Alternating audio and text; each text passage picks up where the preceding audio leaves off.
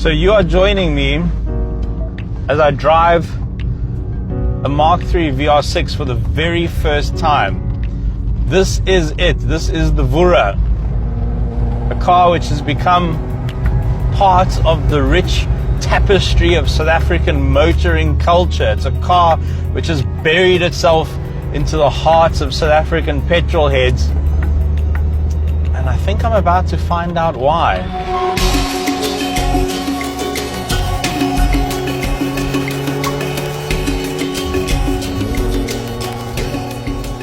So this car is 28 years old. The owner's had it for a long time now, and he's never let anyone else drive his car until now. He's very excited, but he's also chain smoking. He's a bit nervous. So no pressure, Chiro, just this guy's pride and joy, you know. It's funny, I stress more when I drive cars like this than when I drive like 8 million rand Ferraris and Lamborghinis and stuff, because you know those things can be fixed and replaced. These are valuable. These really mean something to people. So let's go back 3 decades to the wild 90s when Volkswagen released the Mark III GTI and people weren't that impressed. And so they came up with a plan. Let's put one of our biggest engines into our hot hatch. And the VR6 was born. So under the bonnet is a 2.8 litre VR6 engine pushing out a whopping 128 kilowatts, which at the time was good for a 0 to 100 sprint of about 8 seconds. So things have got a little bit faster since then. The owner said I must push it a bit down the straight. He wants to hear it. Things may have got faster. Wow. But I don't think they sound better. This sounds glorious. Oh, what a lovely noise. I kind of get now where Vura comes from. South Africans are so good at describing things. We're really good at like words that sound like what they mean, like gatvol. You know, is there a more descriptive word than gatvol? But Vura fits the noise. It fits the sound of this car. Oh, that is a really delightful, enjoyable exhaust note. I'm really liking that. And of course, not only have cars sort of become maybe a little bit more muted in sound, but they've also become heavier. And so these 128 kilowatts, while they're not a lot by modern standards, I mean, almost double in the Golf 8R from its 2 litre. But what do we weigh here? Probably about a ton, I would say. Maybe a little more. And lightness is something about cars which is just missing these days.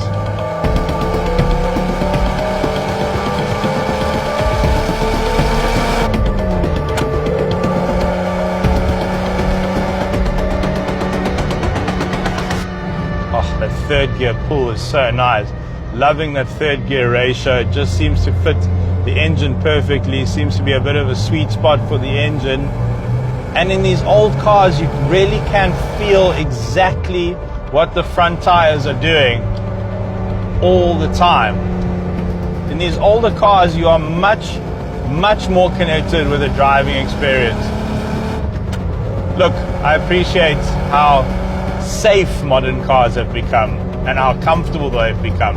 I mean, if you ask me to drive back to Cape Town in one of these cars, I'm probably not going to choose the Mark III VR6. But for a weekend drive, for that nostalgia, for a really engaging motoring experience, this is pretty hard to beat. And you know what? It actually sets the bar really high. You kind of feel that this is where Golf really started getting into its stride. This is when Volkswagen thought, okay, maybe the Golf can be more than the GTI. Maybe it can be more than just a practical runaround. Maybe it can be something super. I reckon in the hands of a good driver, something like this Back in the day, you would have chased some serious machinery around. Ah, this is lovely. Not sure I want to stop.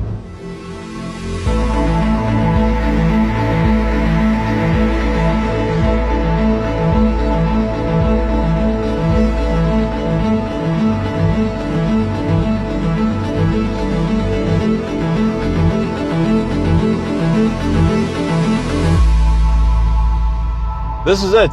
This is the VR6 Swan Song. Well, at least for most of the world's markets. Funnily enough, you can still buy this engine brand new in China. They still make it for the Passat in China. They even make a turbocharged version just for fun. But this was the OG, the naturally aspirated 24 valve version, 184 kilowatts in this tune in this country. And I remember as a young motoring journalist, as a aspiring petrol head, I remember being given this car as a test car and having a very nice week. This particular unit is in great shape. It's a 2008, 146,000 kilowatts? 146,000 kilometers on the clock, and it feels new. It looks new. It's so impressive. I'm really delighted and amazed by these cars that we have here today. And just jumping in and out of them back to back is just probably one of the greatest privileges you can have as a petrolhead or a motoring journalist.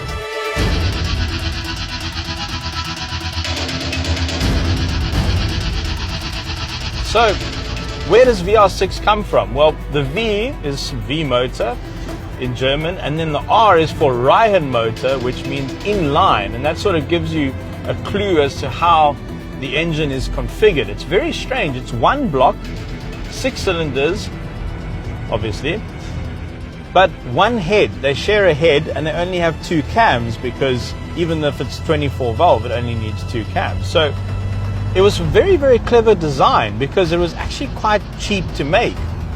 And it saved on a lot of costs and a lot of components.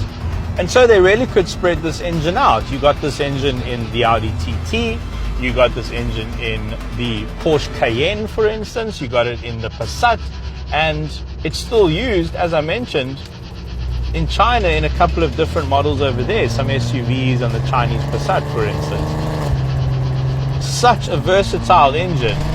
But of course, the way things went, the Mark 6 would then be the first 2-liter Golf R, and then the 7, and now the 8, those all 2 liters. The 4, the 3, the 5, these were the OGs. Started off with 2.8 liter, moved up to 3.2 liters of displacement. For this, the Mark 5, the MKV,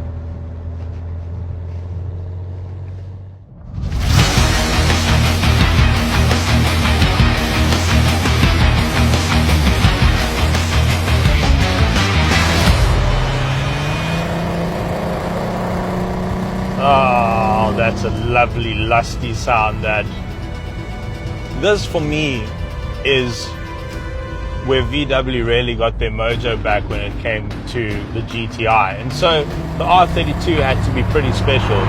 And the key difference here really, and this is sort of where things got a little bit bloated after this for the MK6, this car still feels light. So yes, you do have a fairly heavy lump under the bonnet, and yeah, it's going to be a little bit understeery, but you also get nice lift-off oversteer as well. You get this chuckability to it that maybe was lacking, or maybe you don't necessarily find in some of the later models. This car feels fun, it feels playful, it feels joyful.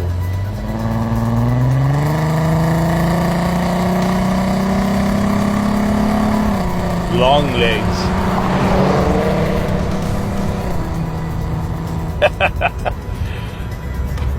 That's nice. Subtle. Yeah, I think on racetracks you sort of lose a little bit of the relativity when it comes to speed. You know, it's like, I'm sure if you've ever driven down, say, an airport runway, you sort of have an idea of what I'm talking